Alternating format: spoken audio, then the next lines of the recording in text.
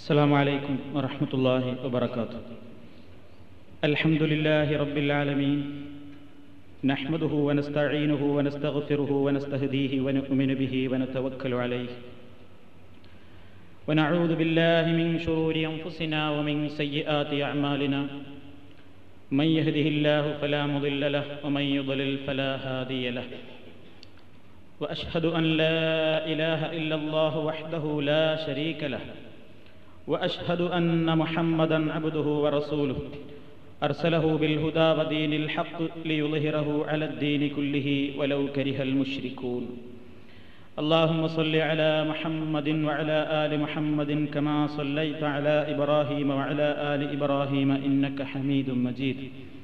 اللهم بارك على محمد وعلى آل محمد كما باركت على إبراهيم وعلى آل إبراهيم إنك حميد مجيد.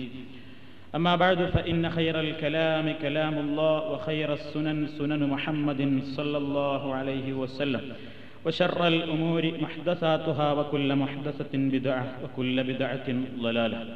اتقوا الله عباد الله. സഹോദരന്മാരെ, സുഹൃത്തുക്കളെ, നമസ്കാരം എന്ന വിഷയ പരമ്പരയിൽ കഴിഞ്ഞ ക്ലാസ്സുകളിലൂടെ ജുമാ നമസ്കാരത്തെ സംബന്ധിച്ചും അതോടനുബന്ധമായ കാര്യങ്ങളെ സംബന്ധിച്ചുമായിരുന്നു നിങ്ങൾ മനസ്സിലാക്കിയത്. ഇന്ന് പെരുന്നാൾ നമസ്കാരത്തെ സംബന്ധിച്ചുള്ള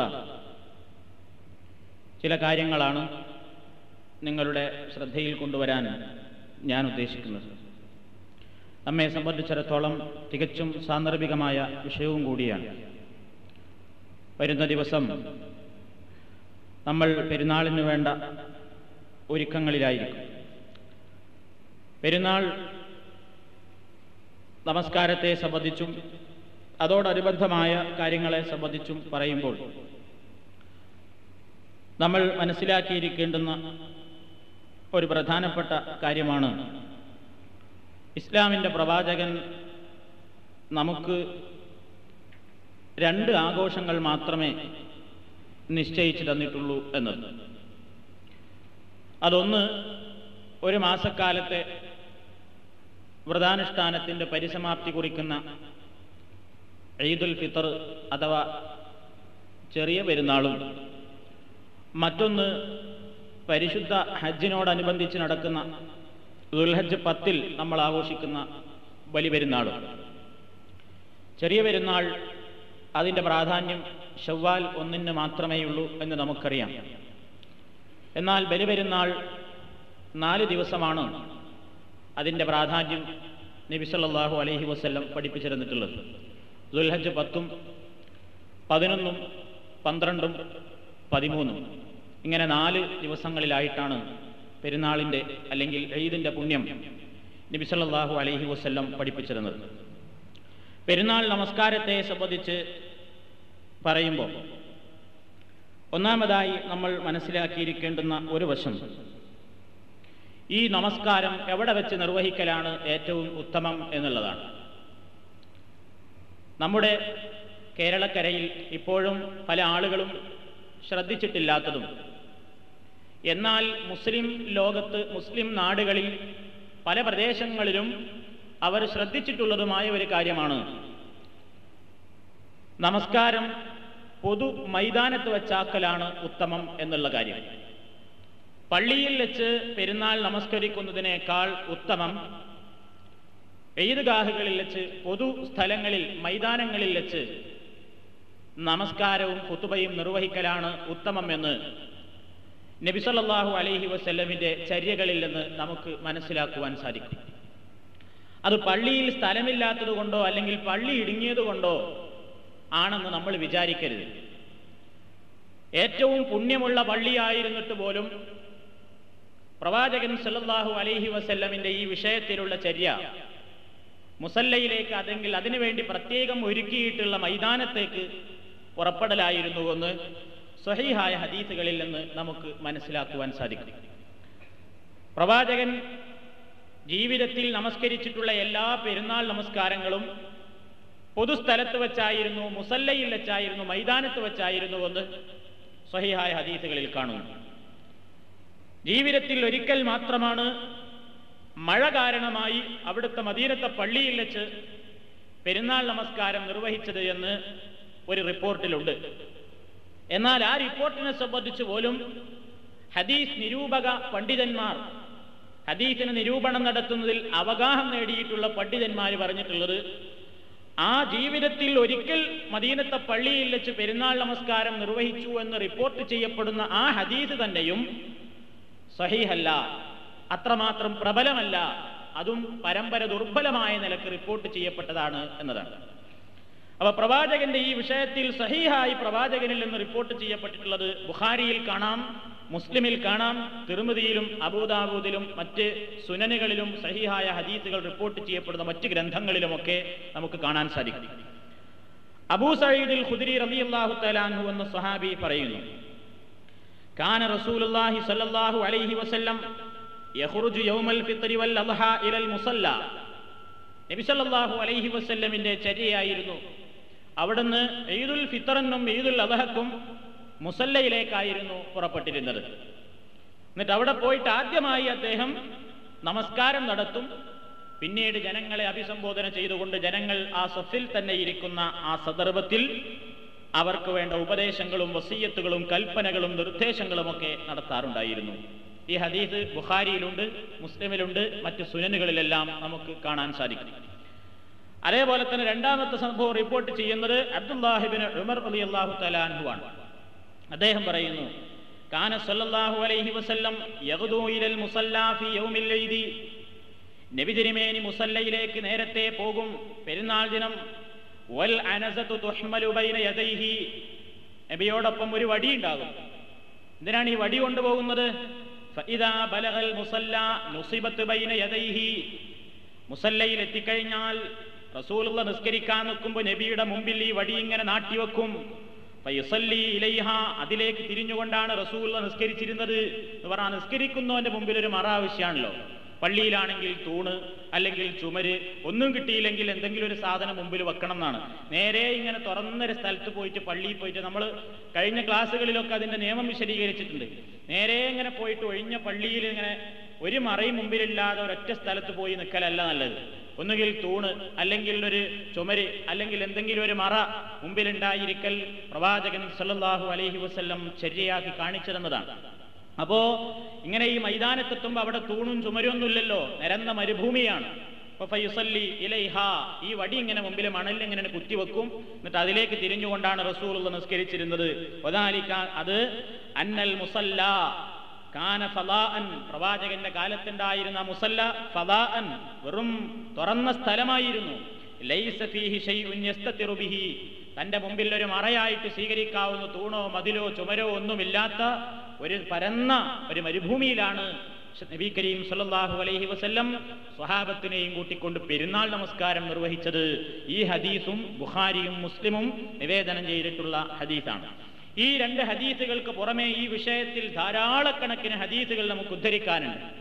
എല്ലാത്തിലും വിഷയം ചെറിയ പെരുന്നാളായാലും വലിയ പെരുന്നാളായിരുന്നാലും നബി സല്ലല്ലാഹു അലൈഹി വസല്ലം സ്വഹാബത്തിനെയും കൂട്ടി നിസ്കാരം നിർവഹിക്കാൻ വേണ്ടി പുറപ്പെട്ടിരുന്നത് മുസല്ലയിലേക്കായിരുന്നു, അവിടുത്തെ പള്ളിയിൽ വെച്ചായിരുന്നില്ല എന്നാണ്. ശാഫിഈ മദ്ഹബിൽ ഈ വിഷയത്തെ സംബന്ധിച്ച് രണ്ട് അഭിപ്രായങ്ങളുണ്ട്. ഷാഫിഈ മദ്ഹബ് അനുസരിച്ച് നമ്മുടെ കേരളത്തിലൊക്കെ അധികവും ഷാഫികളാണല്ലോ, അവരാണ് മൈതാനത്ത് പോകാൻ കൂട്ടാക്കാത്ത വിഭാഗക്കാർ. എന്നാൽ ഷാഫിഈ മദ്ഹബിൽ തന്നെയും ഈ വിഷയത്തിൽ രണ്ടഭിപ്രായമുണ്ട് എന്ന് നമ്മൾ മനസ്സിലാക്കണം. ഇമാം നവവി റഹ്മത്തുള്ളാഹി അലൈഹി അദ്ദേഹത്തിന്റെ ശറഹ് മുസ്ലിം എന്ന ഗ്രന്ഥത്തിൽ പറയുന്നു, ഒന്നാമതായി ഞാൻ നിങ്ങളെ കേൾപ്പിച്ച ഹദീസിന്റെ ശറഹിൽ അദ്ദേഹം പറയുന്നു, ഹാദാ ദലീലുൻ, ഈ ഹദീസ് തെളിവാണ്, ലിമൻ ഖാല ബിസ്തിഹ്ബാബിൽ ഖുറൂജി ലിസലാത്തിൽ ഈദ് ഇലൽ മുസല്ല.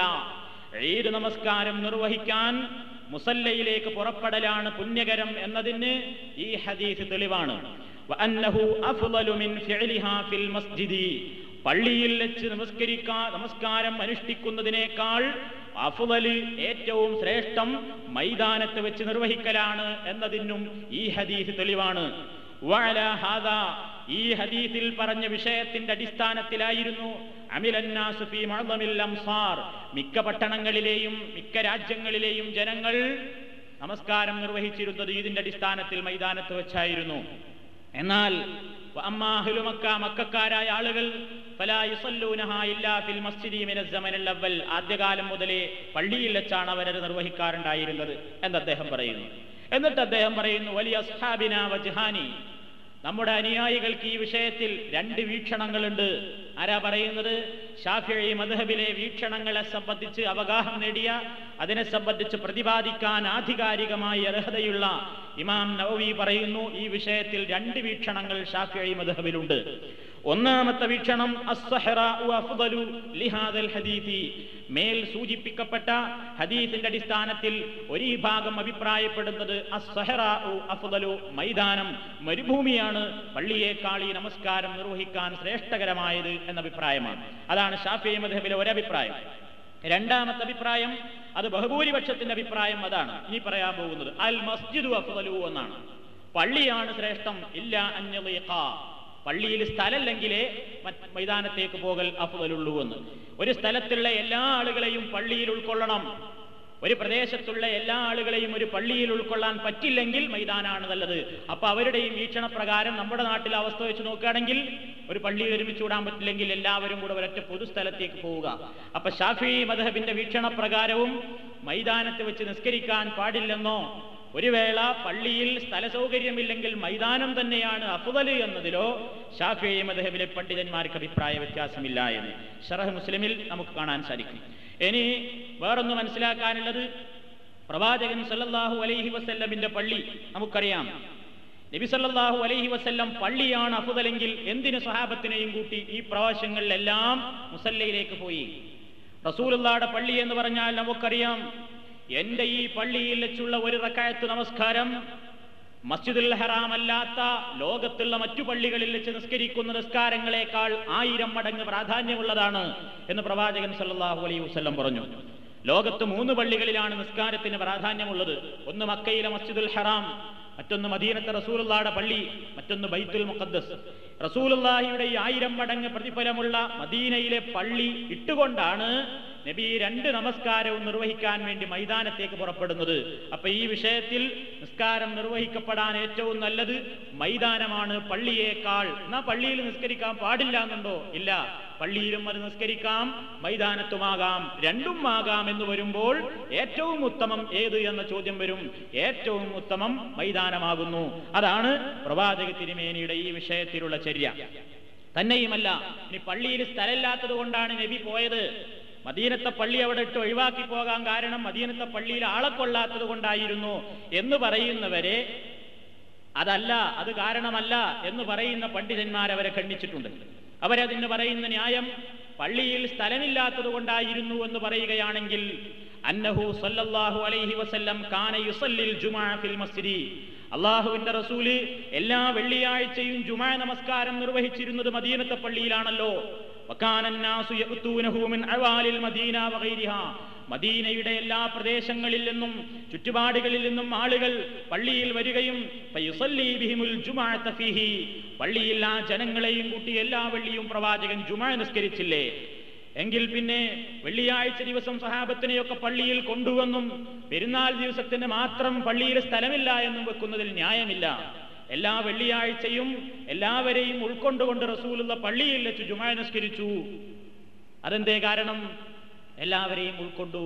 എന്നാൽ ഉൾക്കൊള്ളാത്തത് കൊണ്ടാണെങ്കിൽ ജുമുഅക്ക് മാത്രം ഉൾക്കൊള്ളുകയും പെരുന്നാളിന് ഉൾക്കൊള്ളാതിരിക്കുകയും ചെയ്യുക എന്നുള്ളത് പ്രായോഗിക ബുദ്ധിയുമായി യോജിക്കുന്നില്ല എന്നഭിപ്രായപ്പെടുന്നു. ഇനി ആരെങ്കിലും ഇതിനെതിരെ തെളിവ് പറയുന്നുണ്ടെങ്കിൽ ഫഅലൈഹി ദലീൽ, അവരാണ് തെളിവ് കൊണ്ടുവരേണ്ടത് എന്ന് ഈ വിഷയത്തെ സംബന്ധിച്ച് സുന്നത്ത് ഏറ്റവും പ്രാധാന്യം പള്ളിയിലാണ് എന്നഭിപ്രായപ്പെടുന്ന ആളുകൾ, പണ്ഡിതന്മാർ വിലയിരുത്തിയിട്ടുണ്ട്. ഈ അഭിപ്രായം നമുക്ക് ഇബ്നു ഖുദാമ, ഹംബലി മദ്ഹബിലെ പ്രമുഖനായ പണ്ഡിതനാണ് ഇബ്നു ഖുദാമ, അദ്ദേഹത്തിന്റെ അൽ മുഗ്നി എന്ന കിതാബ് 2ാം വാള്യം 229-230 പേജുകളിൽ അദ്ദേഹം ഈ കാര്യം വിശദമായി തന്നെ സമർത്ഥിച്ചിട്ടുണ്ട്. അദ്ദേഹം പറയുന്നു, അസ്സുന്നത്തു അൻ യുസല്ലിയൽ ഈദു ഫിൽ മുസല്ല, ഈദ് നമസ്കാരം മുസല്ലയിൽ നിസ്കരിക്കലാണ് പ്രവാചകന്റെ ചര്യ. നബി സല്ലല്ലാഹു അലൈഹി വസല്ലം തന്റെ പള്ളി ഉണ്ടായിട്ടും മുസല്ലയിലേക്കാണ് പുറപ്പെട്ടത്. വകദാലികൽ ഖുലഫാഉ ബഅദഹു, റസൂലുള്ള മാത്രമല്ല ഖുലഫാഉർ റാഷിദീങ്ങളും ഭരണാധികാരികളുമൊക്കെ പള്ളി വിട്ടുകൊണ്ടവർ മൈതാനത്തേക്ക് തന്നെയായിരുന്നു പോയിരുന്നത്.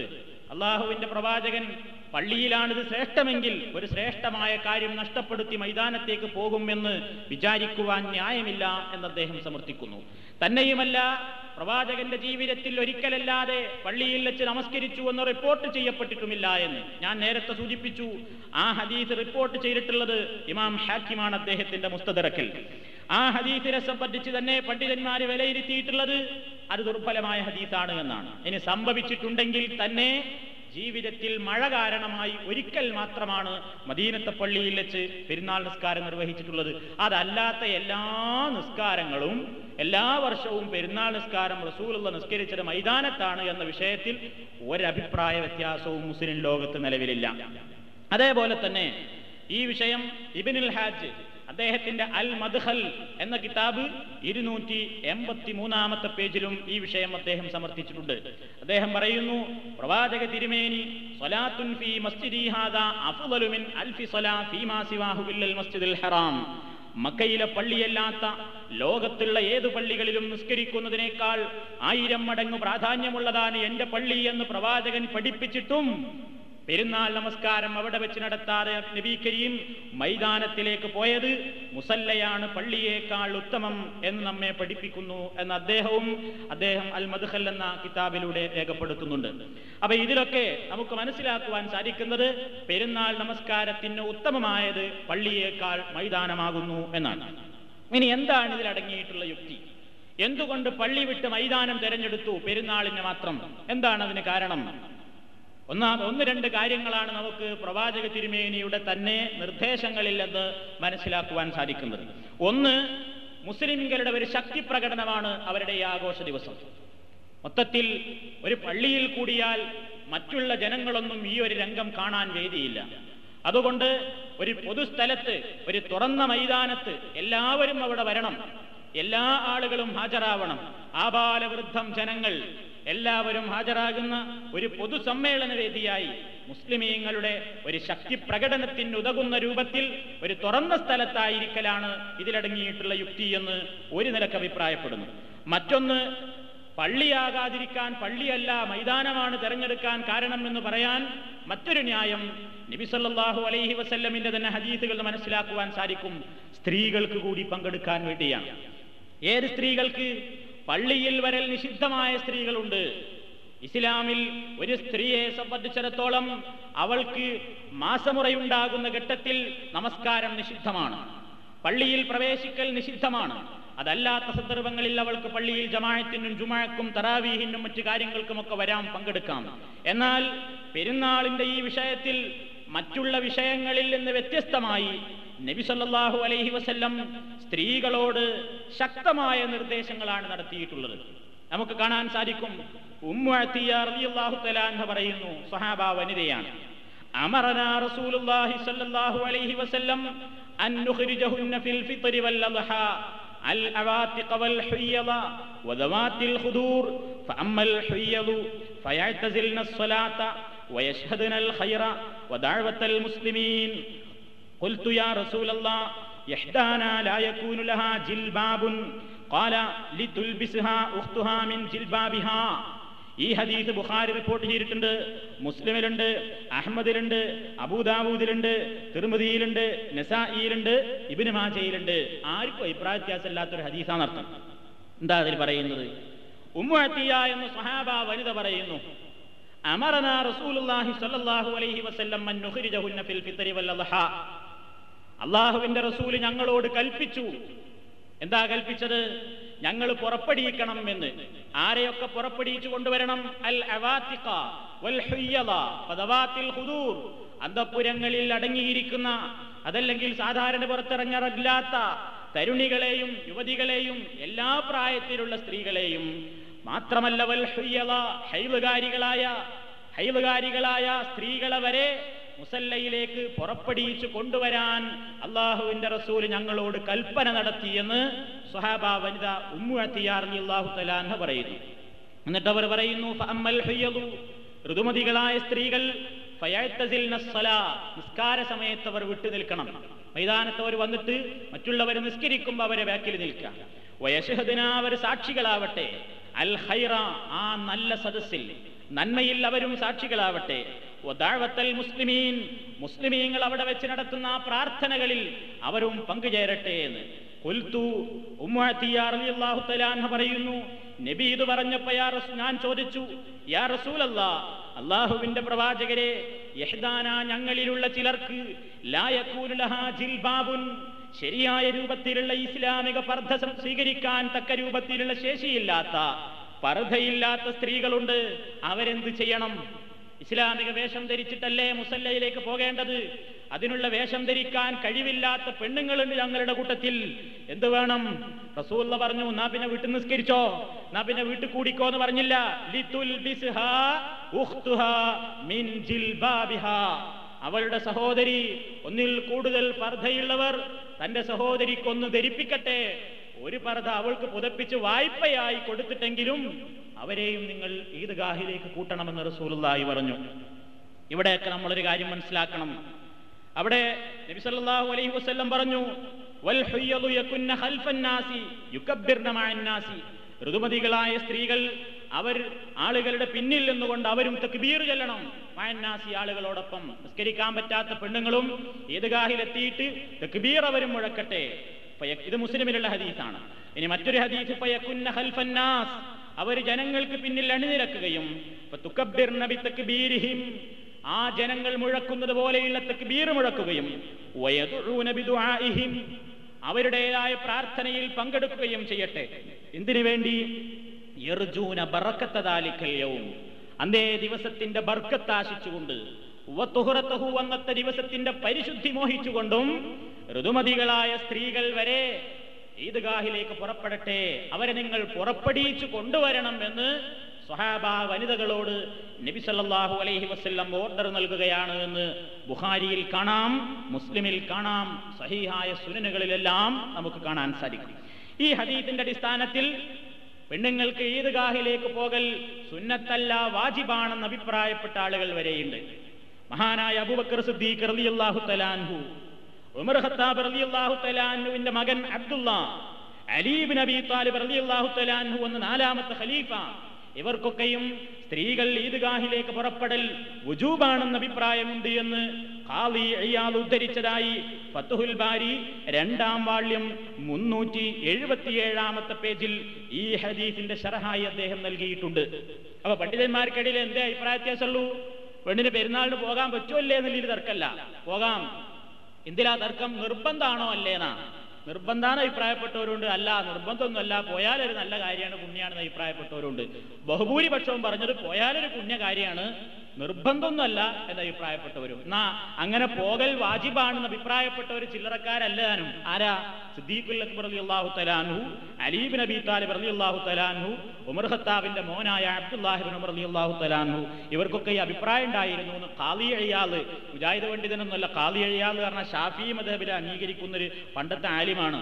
അദ്ദേഹം അത് പറഞ്ഞിട്ടുണ്ട് എന്ന്, അദ്ദേഹം അത് ഉദ്ധരിച്ചിട്ടുണ്ട് എന്ന് ബുഖാരിയുടെ ഈ ഹദീസിന്റെ വ്യാഖ്യാനത്തിൽ ഫത്ഹുൽ ബാരി വിശദമായി തന്നെ രേഖപ്പെടുത്തിയതായി നമുക്ക് കാണാൻ സാധിക്കും. 2-ാം വാള്യം 377-ാമത്തെ പേജിൽ കാണാം.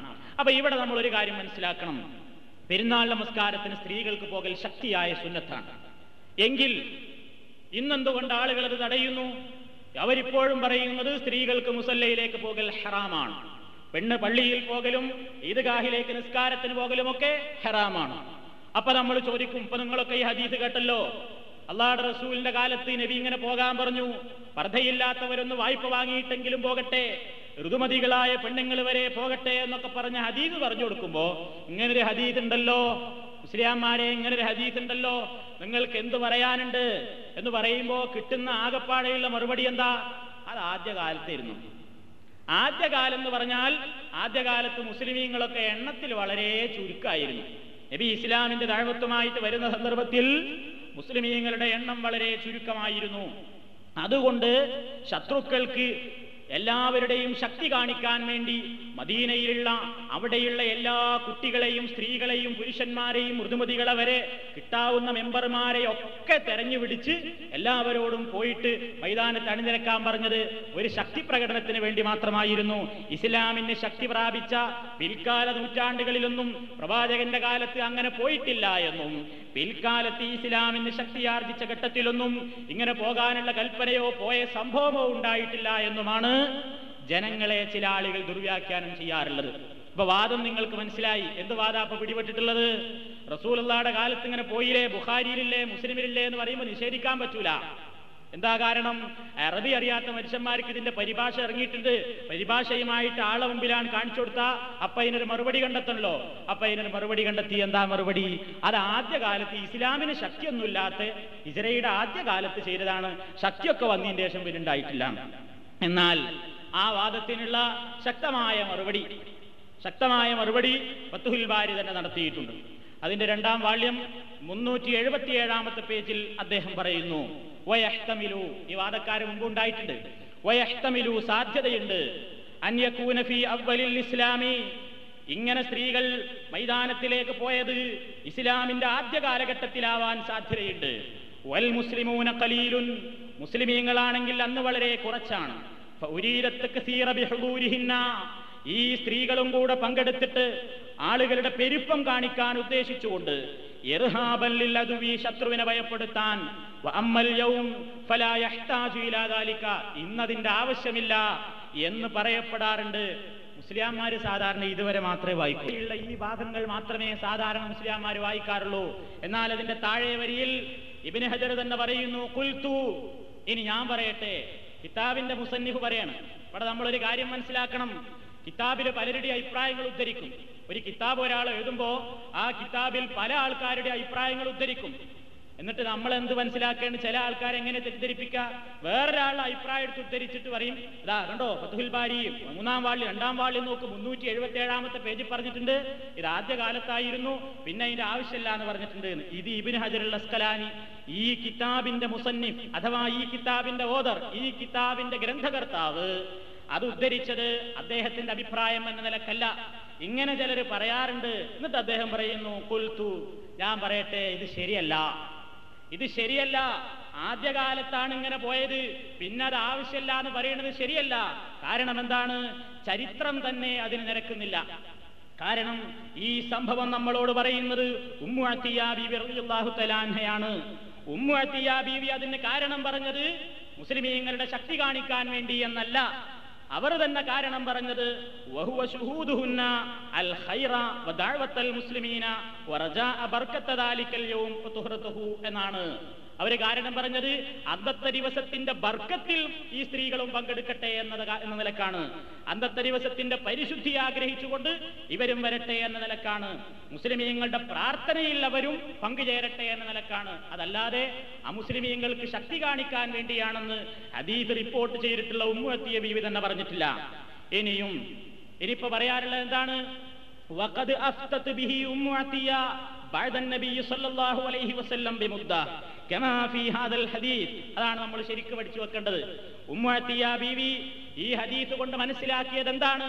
റസൂലുള്ളാഹി സല്ലല്ലാഹു അലൈഹി വസല്ലം മരിച്ചുപോയതിന്റെ ശേഷവും ഉമ്മു അത്തിയ ബീവിയോട് ഈ വിഷയത്തിൽ ഫത്വ ചോദിച്ചപ്പോൾ വഖദ് അഫ്തത് ബിഹി ഉമ്മു അത്തിയ ബീവി ഫത്വ കൊടുക്കുകയുണ്ടായി. കമാ ഫീ ഹാദൽ ഹദീസ്, ഈ ഹദീസിൽ പറഞ്ഞ അതേ വിഷയം. സ്ത്രീകൾ പോണം, പർദ്ദയില്ലാത്തവരാണെങ്കിലും കടം വാങ്ങിയിട്ടെങ്കിലും പോണം, ഋതുമതികൾ വരെ മുസല്ലയിലേക്ക് പോകണം എന്ന വിഷയം റസൂലുള്ള മരിച്ചതിന്റെ ശേഷവും ഉമ്മു അത്തിയ എന്ന സ്വഹാബ വനിത ജനങ്ങളോട് ഉപദേശിക്കാറുണ്ടായിരുന്നു. തന്നെയുമല്ല, വലം യസ്ബുത് അൻ അഹദിൻ മിനസ് സ്വഹാബ മുഖാലഫത്തുഹാ ഫീ ദാലിക, ഈ വിഷയത്തിൽ ഉമ്മു അത്തിയ ബീവി പറഞ്ഞ അഭിപ്രായം ശരിയല്ല എന്ന് അന്ന് ജീവിച്ചിരുന്ന ഒരൊറ്റ സ്വഹാബിയും എതിരഭിപ്രായം പറഞ്ഞതായി സ്ഥിരപ്പെട്ടിട്ടുമില്ല എന്ന് വിശദമായി തന്നെ അദ്ദേഹം പറയുന്നു. ഇനി വേറൊന്ന്, വക്കാന ദാലിക ബഅദ ഫത്ഹി മക്ക, മക്കം ഫത്ഹിന്റെ ശേഷമാണ് ഈ സംഭവം. ഉമ്മു അത്തിയയുടെ ഈ സംഭവം മക്ക ജയിച്ചടക്കിയതിന് ശേഷം, മക്കം ഫത്ഹിന്റെ ശേഷമാണ് എന്ന് ചരിത്രം പറയുന്നു. എങ്കിൽ ആദ്യകാലത്ത് മാത്രമാണ് പോയത്, പിന്നെ അത് നിരോധിച്ചിട്ടുണ്ടെങ്കിൽ റസൂലുള്ളാഹിയുടെ കാലശേഷം ഇതേ ഉമ്മു അത്തിയ റളിയല്ലാഹു തആല അൻഹ ഈ വിഷയത്തിൽ ഫത്വ കൊടുക്കില്ല. അപ്പോ അത് ആദ്യകാലത്തായിരുന്നു ഇസ്ലാമിന്റെ ശക്തി പ്രകടിപ്പിക്കാൻ വേണ്ടി. പിന്നെ ശക്തിയൊക്കെ ഉണ്ടായപ്പോൾ അതൊക്കെ വേണ്ടാന്ന് വെച്ചിട്ടുണ്ട്, ഹറാമാക്കിയിട്ടുണ്ട് എന്നാരെങ്കിലും ജനങ്ങളെ തെറ്റിദ്ധരിപ്പിക്കാറുണ്ടെങ്കിൽ അതിന് ശക്തമായ ചുട്ട മറുപടി ഇബ്നു ഹജറുൽ അസ്കലാനി 2-ാം വാള്യം 377-ാമത്തെ പേജിൽ വിശദമായി തന്നെ പറഞ്ഞിട്ടുണ്ട്. അപ്പൊ സ്ത്രീകൾക്ക് മുസല്ലയിലേക്ക് പോകൽ ശക്തിയായ സുന്നത്താണ്. അത് തടയാൻ ലോകത്തൊരാൾക്കും അവകാശമില്ല, അർഹതയില്ല. മുസ്ലിം സ്ത്രീകൾക്ക് പള്ളികളിൽ ജുമാഅക്കും ജമാഅത്തിനും പോകൽ അനുവദനീയമാണ് എന്നതിന്റെ വിഷയം നമ്മൾ മുമ്പ് വിശദമായി പറഞ്ഞിട്ടുണ്ട്. അവർക്ക് പെരുന്നാളുകൾക്ക് പോകൽ പ്രത്യേകം പുണ്യമുള്ള ശക്തിയുള്ള സുന്നത്താണ് എന്നുകൂടി നമ്മൾ ഈ വിഷയത്തിൽ മനസ്സിലാക്കേണ്ടതുണ്ട്. അപ്പൊ അന്നലക്ക് അവിടെ പങ്കെടുക്കുന്ന സ്ത്രീകളിൽ ശുദ്ധിയില്ലാത്ത ഋതുമതികളായ സ്ത്രീകൾ വരെ ഉണ്ടാകുമ്പോൾ അവരാവുമ്പോൾ അവർക്ക് പള്ളിയിൽ വരാൻ പറ്റില്ല. അതുകൊണ്ട് അവർക്ക് കൂടി അന്നത്തെ ദിവസത്തിന്റെ ബർക്കത്ത് വേണം. അന്നത്തെ ദിവസത്തിലെ ദുആയിൽ അവർക്കും പങ്കെടുക്കണം, ആ തക്ബീറിൽ അവർക്കും സന്നിഹിതരാവണം. അതിനുവേണ്ടി കൂടിയാണ് പള്ളിയേക്കാൾ ഉത്തമമായി നബി കരീം സല്ലല്ലാഹു അലൈഹി വസല്ലം അവർക്ക് കൂടി പങ്കെടുക്കാവുന്ന മൈതാനം മുസല്ല തിരഞ്ഞെടുത്തിരിക്കുന്നത് എന്ന് ഈ രണ്ട് യുക്തികളും പണ്ഡിതന്മാർ രേഖപ്പെടുത്തിയിട്ടുണ്ട്. ഇനി നമ്മൾ മനസ്സിലാക്കിയിരിക്കേണ്ടത് പെരുന്നാൾ നമസ്കാരത്തെ സംബന്ധിച്ച് അതൊരു കേവലം ഒരു സുന്നത്ത് എന്നുള്ളൊരു ലാഘവത്തോടു കൂടെയാണ് ആളുകൾ കാണാറുള്ളത്. സുന്നത്ത് എന്ന് പറഞ്ഞാൽ എന്താണ്? തക്കതായ കാരണം കൂടാതെ തന്നെ ഒഴിവാക്കിയാൽ ശിക്ഷക്കർഹമല്ലാത്തൊരു കാര്യം. ഇതാണല്ലോ ഇപ്പൊ സുന്നത്ത്. ഏതുപോലെ റവാത്തിബ് സുന്നത്തുകൾ ഒരു കാരണമില്ലാതെ തന്നെ നമ്മൾ റവാത്തിബ് സുന്നത്താണ്ട് ഒഴിവാക്കി, നമുക്ക് ശിക്ഷയൊന്നുമില്ല. അതേപോലെയുള്ളൊരു സുന്നത്താണോ തക്കതായ കാരണമൊന്നും ഇല്ലെങ്കിലും നിസ്കരിക്കാതെ റൂമിലിരുന്നു, എന്നാൽ അതുകൊണ്ടൊരു പ്രശ്നമൊന്നുമില്ലാത്ത രൂപത്തിലുള്ള നിസ്കാരമാണോ പെരുന്നാൾ നിസ്കാരം? അങ്ങനെ ആണ് എന്ന് ചിലർ അഭിപ്രായപ്പെട്ടിട്ടുണ്ട്. പക്ഷേ നല്ലൊരു വിഭാഗം പണ്ഡിതന്മാർ, ഇമാം അബൂ ഹനീഫ റഹ്മത്തുള്ളാഹി അലൈഹി പോലെയുള്ള പണ്ഡിതന്മാർ പറയുന്നത് അന്നലക്കുള്ളൊരു കാര്യമല്ല. ജുമുഅയെ പോലെ തക്കതായ കാരണം ഉണ്ടെങ്കിലല്ലാതെ ഉപേക്ഷ വരുത്താൻ പാടില്ല, പ്രാധാന്യമുള്ളൊരു നിസ്കാരമാണ് എന്ന് അഭിപ്രായപ്പെടുന്നു. അതാണ് നമ്മളതിനെപ്പറ്റി അതിന്റെ ഗൗരവം മനസ്സിലാക്കണം എന്നർത്ഥം. കാരണം അത്ര ഒരു പ്രാധാന്യമില്ലാത്തൊരു കാര്യമാണെങ്കിൽ നബി ഇവരോടൊക്കെ പോകാൻ പറയോ? എല്ലാവരോടും പോകാൻ പറഞ്ഞു. വളരെ കാര്യമായിട്ട് തന്നെ അതിന്റെ വിഷയത്തെ സംബന്ധിച്ച് ഗൗരവതരങ്ങളായ താക്കീതുകൾ നടത്തി. അപ്പൊ ആ വിഷയം പെരുന്നാൾ നിസ്കാരമല്ലേ, അതൊരു സുന്നത്തല്ലേ എന്നുള്ള നിലക്ക് ഒഴിവാക്കാൻ ആരും ചിന്തിക്കരുത്. വളരെ പ്രാധാന്യമുള്ളൊരു കർമ്മമായി നിർബന്ധമാണ് എന്ന് പറയാനൊക്കില്ലെങ്കിലും വളരെ ശക്തിയായ ഒരു സുന്നത്താണ് എന്ന നില നമ്മൾ അതിനെ കാണണം. പിന്നെ അതോടനുബന്ധമായ ചില മര്യാദകളായി നമുക്ക് മനസ്സിലാക്കാനുള്ളത്. നബി സല്ലല്ലാഹു അലൈഹി വസല്ലം ചെറിയ പെരുന്നാൾ നിസ്കാരത്തിന് പോകുമ്പോൾ പ്രവാചകന്റെ പതിവ് കാന റസൂലുള്ളാഹി സ്വല്ലല്ലാഹു അലൈഹി വസല്ലം ലാ യഗ്ദു യൗമൽ ഫിത്ർ ഹത്താ യഅകുല തമറാത്തിൻ റവാഹുൽ ബുഖാരി. ചെറിയ പെരുന്നാൾ നിസ്കാരത്തിന് പോകുമ്പോൾ ഒരിത്തിരി കാരക്ക കഴിച്ചുകൊണ്ടാണ് റസൂലുള്ള പോകാറുള്ളത്. ചെറിയ പെരുന്നാൾ നിസ്കാരത്തിന് പോകുമ്പോൾ ഇത്തിരി ഭക്ഷണം എന്തെങ്കിലും കഴിക്കൂ, കാരക്കയാണ് കഴിക്കാറുള്ളത്. എന്നാൽ ബലിപെരുന്നാൾ നിസ്കാരത്തിന് പോകുമ്പോൾ നബി സല്ലല്ലാഹു അലൈഹി വസല്ലം ഒന്നും കഴിക്കാതെ കായ് വയറായിട്ടാണ് പോയിരുന്നതെന്നും നിസ്കാരം കഴിഞ്ഞ് വന്ന് ഉടനെ അറവ് നടത്തിയിട്ട് ആദ്യത്തെ ഭക്ഷണം ആ ബലിയെറുക്കപ്പെട്ടതിന്റെ മാംസം കൊണ്ടായിരുന്നുവെന്നും ചില റിപ്പോർട്ടുകളിൽ കാണാൻ സാധിക്കും. എന്നാൽ ഇമാം ബുഖാരി ഈ സംഭവത്തെ സംബന്ധിച്ച് ഒരു അധ്യായം കൊടുക്കുന്നുണ്ട്, ബാബുൽ അക്കിലി യൗമൻ നഹരി, ബലിപെരുന്നാൾ ദിവസം ഭക്ഷിക്കുന്നതിനെ സംബന്ധിച്ച് പറയുന്ന അധ്യായം. അതിൽ അദ്ദേഹം ഒന്ന് രണ്ട് ഹദീസുകൾ പറയുന്നു. അതിലെ സംഭവം എന്താണ്? ഒരു സഹാബി നബിയോട് വന്നിട്ട് പറഞ്ഞു, ഉയരല്ലായിരുന്നു നബിയെ, നിസ്കാരം കഴിഞ്ഞിട്ട് ആ അറക്കേണ്ടതെന്ന് എനിക്കറിയില്ലായിരുന്നു, ഞാൻ നിസ്കാരത്തിന്റെ മുമ്പ് ആ പണി കഴിച്ചു പോന്നിട്ടുണ്ട്. കഴിച്ചു എന്ന് മാത്രമല്ല അറവും കഴിച്ചതിന് ഭക്ഷണവും കഴിച്ചിട്ട് അപ്പൊ ഞാൻ വരുന്നത് നിസ്കാരത്തിൽ കയറും. അപ്പൊ നബി പറഞ്ഞു, അത് പാടില്ല. അറവ് എന്ന് പറഞ്ഞാൽ ബലിയർത്തിന്റെ അറവാകണമെങ്കിൽ നിസ്കാരം കഴിഞ്ഞ് എന്നിട്ട് ഇറക്കാൻ പാടുള്ളൂ എന്നേ നബി ഉപദേശിച്ചുള്ളൂ. അത് മാത്രമേ പറഞ്ഞുള്ളൂ. അറവിന്റെ സമയം തെറ്റീനേ പറഞ്ഞുള്ളൂ. എന്നാൽ ഈ ഭക്ഷണം കഴിച്ചതിനെ പറ്റി സഹാബിനോട് നബി ഒന്നും ഉപദേശിച്ചില്ല. അപ്പൊ അതുകൊണ്ട് ഇമാം ബുഖാരി ഉദ്ദേശിക്കുന്നത് എന്താണ്? ചെറിയ പെരുന്നാൾ വലിയ പെരുന്നാൾ ദിവസം ഒന്നും കഴിക്കാതെ പോകലാണ് സുന്നത്ത് എന്ന് പറയാൻ സഹിഹായ തെളിവൊന്നുമില്ല എന്നാണ് അദ്ദേഹം പറയുന്നത്. അത്ര പ്രബലമായ സഹിഹായ ഹദീസുകളൊന്നും ബലിപെരുന്നാൾ ദിവസം ഒന്നും കഴിക്കാതെ പോകലാണ് സുന്നത്ത് എന്നതിലേക്കില്ല എന്ന്. അത് ആ ഹദീസുകളൊക്കെ പരിശോധിച്ചതിന് ശേഷം ഇമാം ബുഖാരി അതാണ് ഉദ്ദേശിച്ചിട്ടുള്ളത് എന്ന് പറഞ്ഞിട്ട് ഇനി ഇങ്ങനെ പെരുന്നാളിന് പോകുന്നതിന്റെ മുമ്പ് ഒന്നും ഭക്ഷണം കഴിക്കാതെ പോകലാണ് നല്ലത് എന്ന് ഉദ്ധരിക്കപ്പെടുന്ന ചില ഹദീസുകളെ പറ്റി പറഞ്ഞ ശേഷം ഇബ്നു ഹജർ അൽ അസ്കലാനി പറയുന്നു, ആ വിഷയത്തിൽ വന്നിട്ടുള്ള 3 ഹദീസുകളുണ്ട്. ആ 3 ഹദീസിനെ സംബന്ധിച്ചും മഖാലുൻ വിമർശനുണ്ട്. എന്നാൽ ബഹുഭൂരിപക്ഷം കർമ്മശാസ്ത്ര പണ്ഡിതന്മാർ പറയുന്നത് എന്താണ്? ബലിപെരുന്നാൾ നിസ്കാരത്തിന് മുമ്പ് ഒന്നും കഴിക്കാതെ പോകലാണ് സുന്നത്ത് എന്നാണ്. എന്നാൽ ഹദീസിൽ അതിന് പ്രാമാണികമായി സ്വീകരിക്കപ്പെടാവുന്ന അത്ര കണിശമായ ഒരു നിയമമാണത് എന്ന് മനസ്സിലാക്കപ്പെടാവുന്ന തെളിവൊന്നും ചെറിയ പെരുന്നാളിന് പോകുമ്പോൾ എന്തെങ്കിലും കഴിച്ചു പോകുന്നത് സഹിഹായ ഹദീസിൽ സ്ഥിരപ്പെട്ടിട്ടുണ്ട്. എന്നാൽ ബലിപെരുന്നാളിന് നമ്മൾ എങ്ങനെ ആയിരുന്നാലും ഒന്നും കഴിക്കാതെ തന്നെയാണ് നിസ്കരിക്കാൻ പോകേണ്ടത് എന്നതിന് അത്ര വലിയ പ്രബലമായ തെളിവില്ല എന്നാണ് അഭിപ്രായപ്പെടുന്നത്. എന്നാൽ അഹ്മദ് ബിൻ ഹംബലി മദ്ഹബിന്റെ ഇമാമായ അഹ്മദ് ബിൻ ഹംബൽ റളിയല്ലാഹു തആല അൻഹു ഇത് പറയുന്നത്, അദ്ദേഹം പറയുന്നത് വഖദ് ഖസ്സസ അഹ്മദ് ബിൻ ഹംബൽ, അദ്ദേഹത്തെ സംബന്ധിച്ച് നൈലുൽ ഔതാറിന്റെ കർത്താവ് പറയുന്നത് വഖദ് ഖസ്സസ അഹ്മദ് ബിൻ ഹംബൽ ഇസ്തിഹ്ബാബു തദ്ഖീരിൽ അക്ലി ഫീ ഈദിൽ അദ്ഹ ബിമൻ ലഹു ദബ്ഹുൻ. ഇങ്ങനെ പോകൽ ആർക്കാണ് സുന്നത്ത്? ബലിയർക്കാൻ ഉദ്ദേശിക്കുന്ന ഒരാള്, ഉലൂഹിയത്ത് അർക്കാൻ ഒരാൾക്ക് നിയ്യത്തുണ്ടെങ്കിൽ അങ്ങനത്തെ ആൾ എന്താണ് വേണ്ടത്? ഒന്നും കഴിക്കാതെ നിസ്കാരത്തിന് പോയിട്ട് അയാൾ തിരിച്ചു വന്നിട്ട് അറവ് നടത്തിയിട്ട് ആദ്യത്തെ ഭക്ഷണം അയാളുടെ ഉലൂഹിയത്തിന്റെ മാംസത്തിൽ നിന്ന് കഴിക്കണം. അങ്ങനെ ഒരു ഉലൂഹിയത്ത് അർക്കാനുള്ള ഉദ്ദേശമില്ലാത്ത ആൾക്ക് പോലും ഉലൂഹിയത്ത് മാംസം കിട്ടാൻ സാധ്യതയില്ലാത്ത ആളെ സംബന്ധിച്ചിടത്തോളം അങ്ങനെ ഒരു പ്രത്യേക നിയമമൊന്നുമില്ല എന്ന അഭിപ്രായത്തിലാണ്. ഏതായാലും നമ്മൾ സാധാരണ കേട്ടുവരാറുള്ളത് ചെറിയ പെരുന്നാളിന് പോകുമ്പോൾ എന്തെങ്കിലും ഭക്ഷണം കഴിച്ചു പോകൽ സുന്നത്താണ്, അത് സ്ഥിരപ്പെട്ടിട്ടുണ്ട്. വലിയ പെരുന്നാളിന് പോകുമ്പോൾ കാല് വേറായിട്ട് പോകലാണ്, നിസ്കാരം കഴിഞ്ഞ് വന്നിട്ട് എന്തെങ്കിലും ഭക്ഷണം കഴിക്കാവൂ എന്നും നമ്മൾ പഠിച്ചിട്ടുണ്ട്. പക്ഷെ ഈ പറഞ്ഞ വലിയ പെരുന്നാളിന്റെ വിഷയത്തിൽ, ചെറിയ പെരുന്നാളിന്റെ വിഷയത്തിൽ സ്ഥിരപ്പെട്ടതുപോലെ സഹീഹായ ഹദീസുകളൊന്നും വന്നിട്ടില്ല. എന്നാലോ ഇനി ഇങ്ങനെ ചില ഹദീസുകൾ ഉണ്ട് എന്നുള്ള നിലക്ക് നമുക്ക് എന്ത് ചെയ്യാം? ഒന്നും കഴിക്കാതെ തന്നെ പോകാം. ഏതായാലും അന്നേരത്ത് നമ്മൾ ഭക്ഷണം കഴിക്കാറില്ല, നേരത്തെ പോയി നിസ്കാരം കഴിച്ചു വന്നിട്ട് ആ ഭക്ഷണം എന്തെങ്കിലും കഴിക്കുക. അഹ്മദ് ബിൻ ഹംബൽ റളിയല്ലാഹു തആല അൻഹു അഭിപ്രായപ്പെട്ടത് ഉലൂഹിയത്ത് അർക്കാൻ ഉദ്ദേശമുള്ള ആൾക്ക് നിസ്കാരം കഴിഞ്ഞ് വന്നിട്ട് അയാളെ ഉലൂഹിയത്ത് അർത്തിട്ട് ആ മാംസത്തിൽ നിന്ന് ആദ്യം കഴിക്കലാണ്, അല്ലാത്തവരെ സംബന്ധിച്ചിടത്തോളം ഇതൊന്നും ബാധകമല്ല എന്ന് അഭിപ്രായപ്പെട്ടവരുണ്ട്. അപ്പൊ ഇങ്ങനെ ഒരു അഭിപ്രായ വ്യത്യാസം ആ വിഷയത്തിലുണ്ട് എന്ന് നിങ്ങൾ മനസ്സിലാക്കുക.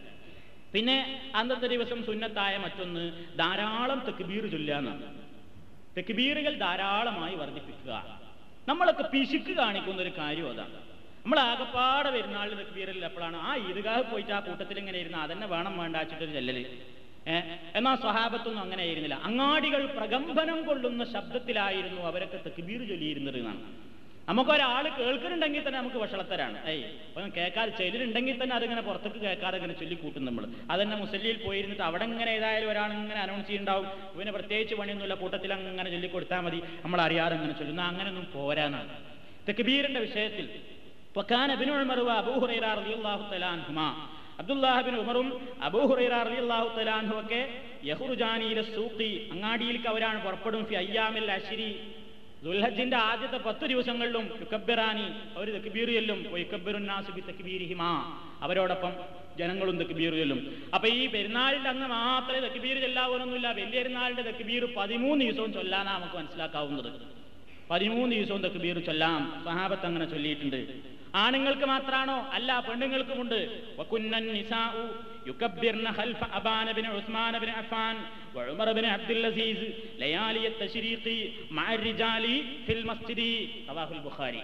ബുഖാരി പറയുന്നു വകുന്നൻ നിസാഉ, സ്ത്രീകളായിരുന്നു യുകബ്ബിർന, അവരും തക്ബീർ ചൊല്ലിയിരുന്നു. ഖൽഫ അബാന bin Uthman bin Affan, Uthman bin അഫ്ഫാന്റെ മോന്റെ പേരാണ് അബ്ബാൻ റളിയല്ലാഹു അൻഹു. ഉമർ ബിൻ അബ്ദുൽ അസീസ് മറ്റൊരു ഭരണാധികാരിയാണ്. അയ്യാമുത്ത ശരീക്കിന്റെ രാത്രികളിൽ, അഥവാ ദുൽഹജ്ജ് 10ന്റെ രാവ്, അല്ല 11ന്റെ രാവ്, 12ന്റെ രാവ്, 13ന്റെ രാവ്, ഈ രാവുകളിലൊക്കെ റിജാലി, പുരുഷന്മാരോടൊപ്പം ഈ പെണ്ണുങ്ങളും തക്ബീർ ചൊല്ലിയിരുന്നു. എവിടെ തക്ബീർ ചൊല്ലിയത്? ഫിൽ മസ്ജിദി, പള്ളിയിൽ തക്ബീർ ചൊല്ലിയിരുന്നു. ഒരു വെടിക്ക് ഇപ്പൊ നമുക്ക് 2 പക്ഷിയാ, ഒരു വെടിക്ക് 2 പക്ഷി. പെണ്ണുങ്ങൾക്ക് തക്ബീർ ചൊല്ലാനും കിട്ടി, അതന്നെ വീട്ടിന്റെ ഉള്ളിലല്ല, ഫിൽ മസ്ജിദി, പള്ളിയിൽ വെച്ച് പരപുരുഷന്മാരോടൊപ്പം അവർ തക്ബീർ ചൊല്ലി. ആരാ ചൊല്ലണത്? ചില്ലറക്കാരല്ല. ഉസ്മാൻ ബിൻ അഫ്ഫാന്റെ മകന്റെ കൂടെ, അതേപോലെ തന്നെ ഉമർ ബിൻ അബ്ദുൽ അസീസിന്റെ കൂടെയൊക്കെ അക്കാലത്തുള്ള പെണ്ണുങ്ങളാണ് തക്ബീർ ചൊല്ലുന്നത്. ഹിജാബിന്റെ ആയത്തും ഇറങ്ങി, അല്ലാഹുവിന്റെ റസൂലും മരിച്ചുപോയി, സിദ്ദീഖുൽ അക്ബറിന്റെയും ഭരണം കഴിഞ്ഞ് അമവിയ ഖലീഫയുടെ ഒക്കെ കാലത്ത് ഗവർണറായിരുന്ന മനുഷ്യനാണ് ആര്? അബ്ദുൽ മലിക് ബിൻ മർവാന്റെ ഒക്കെ കാലത്ത് ഗവർണറായി തീർന്നിട്ടുണ്ട് ആര്? അബ്ബാൻ എന്ന് പറയുന്ന മനുഷ്യൻ. ഇവരൊന്നും ചില്ലറക്കാരല്ല, നല്ലവരായ മനുഷ്യന്മാരായിരുന്നു. പെണ്ണുങ്ങൾ ഇങ്ങനെ തക്ബീർ പള്ളിയിൽ ഒന്ന് ചൊല്ലുമ്പോൾ, പെണ്ണേ, നിങ്ങൾക്ക് നിങ്ങളുടെ വീടിന്റെ ഉള്ളാണ് നല്ലത്, പെണ്ണുങ്ങൾ സ്ത്രീകൾ പള്ളിയിലേക്ക് പോകലൊക്കെ വഹാബികളുടെ ഏർപ്പാടാണ്, അതൊക്കെ നിങ്ങളതൊന്നും ചെയ്യരുത്, നമ്മളൊക്കെ സുന്നത്ത് ജമാഅത്തിന്റെ ആളുകളാണ്, നിങ്ങളൊക്കെ വയലിനോ ഉറൂസിനോ ഒക്കെ പോയിക്കോളി, ഇങ്ങോട്ട് വരണ്ടാന്ന് പറഞ്ഞിട്ട് ആട്ടിപ്പായിച്ചിട്ടില്ല. അവർ പള്ളിയിൽ നിന്ന് അസലായിട്ട് തക്ബീർ ചൊല്ലി. അതിനവർക്ക് അവിടെ സൗകര്യം ഉണ്ടായിരുന്നു. നമ്മൾ പറയണത് പോയാൽ ഹറാമാ, അത് ഹറാമാണെന്ന് അഭിപ്രായപ്പെടുന്നു. അപ്പോൾ വിഷയം ഞാൻ കഴിഞ്ഞ ക്ലാസ്സിലൊക്കെ സൂചിപ്പിക്കാറുള്ളത് പോലെ പണ്ടത്തേതായ വിഷയത്തിനൊക്കെ മാറിയിട്ടുണ്ട്. ഇപ്പൊ നിങ്ങൾ പ്രമേയമൊക്കെ വായിച്ചില്ലേ? മഹാന്മാരുടെ മഖബറകൾക്ക് സമീപവും ഹോസ്പിറ്റലുകൾക്ക് സമീപവും ഒക്കെ സ്ത്രീകൾക്ക് പ്രത്യേകം പള്ളി എന്ന് പറയുന്നില്ല, പ്രേയർ ഹാള് വേണം. അപ്പോ അതിനുള്ള സൗകര്യങ്ങളൊക്കെ ഇങ്ങനെ കുറെ കഴിയുമ്പോൾ വൈദ്യം പള്ളി എന്നൊക്കെ പിന്നെ കോഴിക്കോട് സ്റ്റേഡിയം ഗ്രൗണ്ടിലേക്ക് ആണുങ്ങൾ പങ്കെടുക്കുമ്പോൾ അപ്പോൾ ആ പെണ്ണുങ്ങൾക്കും അവിടെ ഇത്തിരി സൗകര്യമൊക്കെ ചെയ്തു കൊടുക്കണം. ഇനി പെരുന്നാളിലൊന്നും വരുന്നല്ലോ, അടുത്ത കൊല്ലമൊക്കെ നമുക്ക് വേറൊരു SKSSFകാരുടെ പ്രമേയവും പ്രതീക്ഷിക്കാം. അപ്പോൾ അതൊക്കെ വേറൊരു വിഷയമാണ്. അൽഹംദുലില്ലാഹ് മാറ്റങ്ങൾ ഉണ്ടാകുന്നുണ്ട്. സ്ത്രീകൾ ആ വിഷയത്തിൽ എല്ലാ ചങ്ങലക്കെട്ടുകളും ഭേദിച്ചുകൊണ്ട് റസൂലുള്ളാഹി അവർക്ക് നൽകിയിട്ടുള്ള അനുവാദങ്ങളൊക്കെ ഉപയോഗപ്പെടുത്തണമെന്ന് ചിന്താഗതി തുടങ്ങിയപ്പോൾ മുസ്ലിംമാർക്ക് ഗതിയില്ലാതെ അവരും ഇപ്പം ഈ കാര്യത്തിൽ പതുക്കെ അങ്ങനെ ആ വാതിലിങ്ങനെ തുറന്നു കൊടുക്കാൻ തുടങ്ങിയിട്ടുണ്ട്. അൽഹംദുലില്ലാഹ്, അത്രയും നല്ലത്. നമ്മുടെ വിഷയമല്ല, സാന്ദർഭികമായിട്ട് ഇങ്ങനെ സൂചിപ്പിച്ചു എന്ന് മാത്രം. കാരണം ഇതിൻ്റെ വിഷയത്തിൽ ഇതിൻ്റെ പേരിൽ അത്രമാത്രം നമ്മൾ ആരോപണം കേൾക്കുന്നുണ്ട്. പെണ്ണുങ്ങൾ സ്റ്റേഡിയം ഗ്രൗണ്ടിൽ പെരുന്നാൾ നിസ്കരിക്കണ ഫോട്ടോ പത്രത്തിൽ വന്നത് കണ്ടില്ലേ? ഇത് ഹറാമാ അവർ ചെയ്യുന്നത്, അവർക്കത് പാടില്ല. സുന്നത്ത് ജമാഅത്തിന്റെ ആലിമീങ്ങളാരും പോയിട്ടില്ല, ആയിഷ ബീവി പോയി എന്ന് തെളിയിക്കാമോ? ഒരായത്തുണ്ടോ, ഒരു ഹദീസുണ്ടോ? ഫാത്തിമ ബീവി പോയി എന്ന് തെളിയിക്കാമോ? ഞാൻ 12 കൊല്ലായി ചോദ്യം ചോദിക്കണ്, ഒരൊറ്റ മൗലവി എന്റെ ചോദ്യത്തിന് ഉത്തരം പറഞ്ഞിട്ട്. രാത്രികളിൽ അയ്യാമു തശ്രീഖിന്റെ രാത്രികളിൽ ആണുങ്ങളോടൊപ്പം തക്ബീർ ചൊല്ലിയിരുന്നു എന്ന് ഉമർ മൗലവി സൽസബീൽ എഴുതിയതൊന്നല്ല, അൽമനാറിൽ മുജാഹിദ് മൗലവി എഴുതിയതോ ഷബാബിൽ വന്നു എന്നല്ല വായിച്ചത്, ബുഖാരിയിൽ പറഞ്ഞതാ. സലാത്തുൽ ഈദൈനിടെ പെരുന്നാളിന്റെ അധ്യായത്തിൽ ബുഖാരി വ്യക്തമായിട്ട് ആർക്കും മറിച്ചൊക്കെ കാണാൻ സാധിക്കും, പള്ളിയിൽ വെച്ച് പുരുഷന്മാരോടൊപ്പം ഈ പെണ്ണുങ്ങളൊക്കെ തക്ബീർ ചൊല്ലിയെന്ന്. അതുകൊണ്ടാണ് അത് ഇത്ര ഗൗരവമായിട്ട് എടുത്ത് പറയുന്നത്. എന്തിനാ ഇത്ര പരത്തി പറയുമെന്ന് ആർക്കും തോന്നണ്ട, പരത്തി പറയേണ്ടത് വിഷയമാണ്. നേരം വെളുക്കോളം പ്രസംഗിക്കാൻ പോതിൻ്റെ ആ വിഷയം എന്താ? കാരണം അത്രമാത്രം ഈ വിഷയത്തിൽ പെണ്ണുങ്ങൾക്ക് അനുവാദം കൊടുത്തതിന്റെ പേരിൽ സ്റ്റേജിൽ പറയാൻ കൊള്ളാത്തത്ര വലിയ നാറിയ ആരോപണങ്ങൾക്ക് നമ്മൾ കേൾക്കേണ്ടി വരാറുണ്ട്. അപ്പൊ വിഷയത്തിന്റെ ഗൗരവം, വിഷയത്തിന്റെ സത്യാവസ്ഥ അങ്ങനെയാണ് എന്ന് സൂചിപ്പിക്കാം. ഇനി വേറൊന്ന്, തക്ബീർ എപ്പോ തുടങ്ങി എപ്പോ അവസാനിപ്പിക്കണം എന്ന വിഷയമാണ്. ഒരുപാട് അഭിപ്രായ വ്യത്യാസങ്ങൾ ആ വിഷയത്തിലുണ്ട്. ചില ആൾക്കാർ പറയുന്നത്, ഞാൻ നേരത്തെ പറഞ്ഞില്ലേ, ദുൽഹജ്ജ് 1 മുതൽ 13 വരെയും ചൊല്ലാം. വേറെ ചില അഭിപ്രായപ്പെടുന്നത് അറഫാ ദിനത്തിന്റെ അന്ന് അഥവാ ദുൽഹജ്ജ് 9ന്റെ അന്ന് സുബഹി മുതൽക്ക് അയ്യാമു തശ്രീഖിന്റെ അഥവാ ദുൽഹജ്ജ് 13ന്റെ അന്നത്തെ അസർ വരെയാണ് ചൊല്ലേണ്ടത് എന്ന് അഭിപ്രായപ്പെട്ടവർ. വേറെ ചിലർ പറയുന്നത് പെരുന്നാൾ ദിനത്തിന്റെ അന്ന് രാവിലെ മുതൽക്ക് അയ്യാമു തശ്രീഖിലൊക്കെയാണ് ചൊല്ലേണ്ടത്. അഭിപ്രായങ്ങൾ ഒരുപാടുണ്ട്. ഏത് മുതൽക്ക് ഏത് വരെ ചൊല്ലണം എന്നതിൽ മഹാനായ നബി കരീം സല്ലല്ലാഹു അലൈഹി വസല്ലമിൽ നിന്ന് വ്യക്തമായ ഒരു നിർദ്ദേശവും വന്നിട്ടില്ല. അതുകൊണ്ട് എപ്പോഴും അത് ചൊല്ലാം. അതിന്റെ സമയത്തെ സംബന്ധിച്ചും സന്ദർഭത്തെ സംബന്ധിച്ചും തർക്കിക്കേണ്ടതില്ല. ആ വിഷയത്തിൽ ഇബ്നു ഹജർ അൽ അസ്കലാനി പറയുന്നു, വലം യസ്ബുത് ഫീ ശൈഇൻ മിൻ ദാലിക അനിൻ നബി സല്ലല്ലാഹു അലൈഹി വസല്ലമ ഹദീസുൻ. എപ്പോൾ തുടങ്ങി എപ്പോൾ അവസാനിക്കണം എന്ന വിഷയത്തിൽ നബി കരീമിൽ നിന്ന് ഈ വിഷയത്തിൽ ഒരൊറ്റ ഹദീസും സ്ഥിരപ്പെട്ടു വന്നിട്ടില്ല. ഇനി സ്വഹാബാ കിറാമിന്റെ അഭിപ്രായങ്ങളിൽ വെച്ച് ഏറ്റവും ശരിയായ നിലക്ക് റിപ്പോർട്ട് ചെയ്യപ്പെടുന്നത് അലി റളിയല്ലാഹു തആല അൻഹുവിന്റെയും അബ്ദുല്ലാഹ് ഇബ്നു മസ്ഊദ് റളിയല്ലാഹു തആല അൻഹുവിന്റെ അഭിപ്രായമാണ്. അവരുടെ അഭിപ്രായം എന്താണ്? മിൻ സുബ്ഹി യൗമി അറഫ ഇലാ ആഖിരി അയ്യാമി മിനാ. അറഫാ ദിനത്തിന്റെ അന്നത്തെ സുബഹി മുതൽ അയ്യാമു തശ്രീഖിന്റെ അവസാനം വരെ എന്നഭിപ്രായപ്പെടുന്നു. വല്ലാഹു അഅലം എന്ന് പറഞ്ഞ് ഫത്ഹുൽ ബാരിയിൽ ആ വിഷയം അവസാനിപ്പിച്ചിരിക്കുകയാണ്. 2ാം വാള്യം 370 പേജിൽ ഈ വിഷയം അദ്ദേഹം സമർത്ഥിച്ചിട്ടുണ്ട്. ഇനി ഇത് എപ്പോഴൊക്കെ ചൊല്ലാം? ഫർദ് നിസ്കാരത്തിന്റെ ശേഷവും ചൊല്ലിയിട്ടുണ്ട്, സഹാബത്തിന്റെ കാലത്ത് ഫർദ് നിസ്കാരത്തിന്റെ ശേഷം ചൊല്ലിയിട്ടുണ്ട്, സുന്നത്തിന്റെ ശേഷവും ചൊല്ലാം. അപ്പോൾ ആൾക്കാരിങ്ങനെ വിചാരിക്കും, ഈ ഫർദ് നിസ്കാരം കഴിഞ്ഞിട്ട് ഇങ്ങനെ ഒരാളിങ്ങനെ ചൊല്ലിയിട്ട് ആ 3 വട്ടം കണക്കാക്കിയിട്ട് ഇങ്ങനെ ചൊല്ലിയത് അതിലപ്പുറം ഒന്നും പാടില്ല എന്നൊക്കെ നമ്മൾ ഈ പള്ളിയിലെ ആചാരങ്ങൾ കണ്ടിട്ട് ഇതൊക്കെ മാത്രം ദീനെന്ന് വിചാരിക്കണ്ട. എപ്പോഴും ചൊല്ലാം, ഏതവസരത്തിലും ചൊല്ലാം. സ്വഹാബത്ത് അങ്ങാടികളിൽ വെച്ച് ചൊല്ലി, നടത്തത്തിൽ ചൊല്ലി, ഇരുത്തത്തിൽ ചൊല്ലി, നിസ്കാരശേഷം ചൊല്ലി, കിടന്നുറങ്ങാൻ നേരത്തെ ചൊല്ലി, ഈ ദിവസങ്ങളിലൊക്കെ എപ്പോഴും തക്ബീർ ചൊല്ലൽ വളരെ പുണ്യമുള്ള ഖൈറായ ഒരു കാര്യമാണ് എന്ന് മനസ്സിലാക്കുക. പിന്നെ പെരുന്നാൾ നിസ്കാരത്തിന്റെ മുമ്പ് സുന്നത്ത് നിസ്കാരങ്ങളൊന്നുമില്ല. നബി സല്ലല്ലാഹു അലൈഹി വസല്ലമിന്റെ സമ്പ്രദായം ഖറജൻ നബിയു അബ്ദുല്ലാഹ് ഇബ്നു അബ്ബാസ് റളിയല്ലാഹു തആല അൻഹു പറയുന്നു, ഖറജൻ നബിയു സല്ലല്ലാഹു അലൈഹി വസല്ലം യൗമ ഈദിൻ, റസൂലുള്ള പെരുന്നാളിന്റെ ദിവസം പുറപ്പെട്ടു. ഫസല്ലാ റകഅത്തൈനി, 2 റകഅത്ത് എന്നിട്ട് നമസ്കരിച്ചു. ലം യുസല്ലി ഖബ്ലഹുമാ വലാ ബഅദഹുമാ, മുമ്പോ ശേഷമോ അവിടുന്ന് ഒരു സുന്നത്ത് നിസ്കരിച്ചിട്ടില്ല. അപ്പോ മുസല്ലി പോയാൽ നമ്മൾ പള്ളിയിൽ പോയിട്ട് നിസ്കരിക്കുമ്പോൾ ഒരു തഹിയ്യത്തില്ല, അത് പള്ളിയല്ല ഒന്നത്. പിന്നെ അതിന്റെ മുമ്പ് വേറെ നിസ്കാരമല്ല. ഇനി ശേഷം ഒരു സുന്നത്തുണ്ടോ? അതുമില്ല. ഇനി നിസ്കാരത്തിന്, സാധാരണ നിസ്കാരത്തിന് ബാങ്കോ ഇക്കാമത്തൊക്കെ ഉണ്ട്. പെരുന്നാൾ നിസ്കാരത്തിന്റെ മുമ്പ് ബാങ്കോ ഇക്കാമത്തോ മറ്റേതെങ്കിലും നിലക്കുള്ളൊരു വിളിയോ ഒന്നും പ്രവാചകന്റെ കാലത്തുണ്ടായിട്ടില്ല. ഇനി നിസ്കാരക്രമം പെട്ടെന്ന് പറഞ്ഞ് അവസാനിപ്പിക്കുകയാണ്. നിസ്കാരക്രമത്തെ സംബന്ധിച്ചിടത്തോളം പെട്ടെന്നൊരു ഓർമ്മ പുതുക്കാൻ വേണ്ടി മാത്രം പറയുന്നു. പ്രവാചകൻ സല്ലല്ലാഹു അലൈഹി വസല്ലമിന്റെ ഈ വിഷയത്തിൽ റിപ്പോർട്ട് ചെയ്യപ്പെട്ടിട്ടുള്ളതിൽ സഹിഹായിട്ടുള്ളത് അന്ന നബിയ സല്ലല്ലാഹു അലൈഹി വസല്ലം കബ്ബറ ഫിൽ ഈദൈനി ഫിൽ ഊലാ സബ്അൻ ഖബ്ല അൽ ഖിറാഅ വഫി സാനിയതി ഖംസൻ ഖബ്ല അൽ ഖിറാഅ. നമുക്കൊക്കെ അറിയാവുന്നതുപോലെ ഒന്നാമത്തെ റക്അത്തിൽ ഫാത്തിഹ ഓതുന്നതിന്റെ മുമ്പ് 7 തക്ബീറുകളും രണ്ടാമത്തെ റക്അത്തിൽ ഓതുന്നതിന്റെ മുമ്പ് 5 തക്ബീറുമാണ് പെരുന്നാൾ നിസ്കാരം എന്ന്. അപ്പൊ ഈ തക്ബീറുകൾ ഇങ്ങനെ അല്ലാഹു അക്ബർ ഒരിത്തിരി നേരം ഇങ്ങനെ ശാന്തമായിട്ട് നിൽക്കുക. ഈ തക്ബീറുകൾക്കിടയിൽ എന്താണ് ചൊല്ലേണ്ടത്? പലരും പല അഭിപ്രായം പറഞ്ഞിട്ടുണ്ട്. സുബ്ഹാനല്ലാഹി വൽഹംദുലില്ലാഹി വലാ ഇലാഹ ഇല്ലല്ലാഹു അല്ലാഹു അക്ബർ എന്ന് പറയണമെന്ന് അഭിപ്രായപ്പെട്ട പണ്ഡിതന്മാരുണ്ട്. ലാ ഇലാഹ ഇല്ലല്ലാഹു വഹ്ദഹു ലാ ശരീക ലഹു എന്ന് ചൊല്ലണമെന്ന് അഭിപ്രായപ്പെട്ട പണ്ഡിതന്മാരുണ്ട്. പക്ഷേ അതിനൊക്കെ പരിശോധിച്ച് നോക്കുകയാണെങ്കിൽ നബി സല്ലല്ലാഹു അലൈഹി വസല്ലമിൽ നിന്നോ സ്വഹാബാ കിറാമിൽ നിന്നോ ഈ തക്ബീറുകൾക്കിടയിൽ എന്തെങ്കിലും ചൊല്ലിയതായി സ്ഥിരപ്പെട്ടു വന്നിട്ടില്ല. അതുകൊണ്ട് പ്രത്യേക പ്രാർത്ഥനയൊന്നുമില്ല, തക്ബീറുകൾ ഇങ്ങനെ ചൊല്ലാന്നുള്ളതാണ്. പിന്നെ പണ്ഡിതന്മാർ അഭിപ്രായപ്പെട്ടതാണെന്ത്, ഇങ്ങനെ ഇടയ്ക്ക് ഇങ്ങനെ വെറുതെ വെക്കുമ്പോൾ സുബ്ഹാനല്ലാഹി വൽഹംദുലില്ലാഹി വലാ ഇലാഹ ഇല്ലല്ലാഹു അല്ലാഹു അക്ബർ എന്നൊക്കെ പറയണമെങ്കിൽ ഇപ്പൊ ഹസനുണ്ട്, അത് നല്ലതാണ്. ഹദീസിലൊന്നും അതിന് തെളിവില്ല എന്ന് നമ്മൾ മനസ്സിലാക്കാം.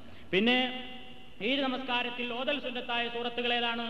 റസൂലുള്ളാഹി അധികവും നിർവഹിച്ചത് ഒന്നാമത്തെ റക്അത്തിൽ ഫാത്തിഹയ്ക്ക് ശേഷം ഖാഫ് വൽ ഖുർആനിൽ മജീദ് നീണ്ടൊരു സൂറത്താ, അതാ ഓതിയത്.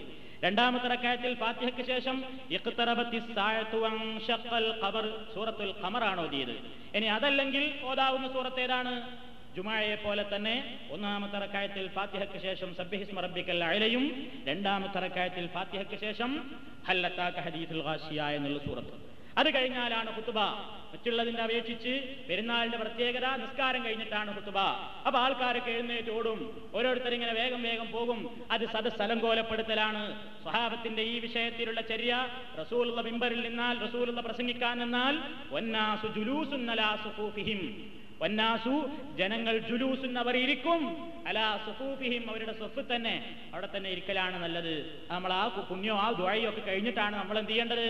പോരേണ്ടത് എന്നർത്ഥം. പിന്നെ പെരുന്നാൾ ദിവസത്തിന്റെ മറ്റൊരു ചര്യ വഴി വ്യത്യസ്തമാക്കാറുണ്ടായിരുന്നു. നമുക്ക് കഴിയുന്നുണ്ടെങ്കിൽ അങ്ങനെ ചെയ്യാം. നബി പെരുന്നാൾ നിസ്കാരത്തിന് പോകുമ്പോൾ ഒരു വഴിക്ക് പോകും, തിരിച്ചു വരുമ്പോൾ വേറൊരു വഴിക്കാണ് നബി സല്ലല്ലാഹു അലൈഹി വസല്ലം തിരിച്ചു പോരാറുണ്ടായിരുന്നത് എന്ന് ബുഖാരിയിൽ കാണാം, മുസ്ലിമിൽ കാണാം, അഹ്മദിൽ കാണാം, തിർമിദിയിൽ കാണാം. എന്താ അതിലടങ്ങിയ യുക്തി? എന്താ ഈ 2 വഴിക്ക് മാറി മാറി വരുന്നത്? നമുക്കറിഞ്ഞൂടാ.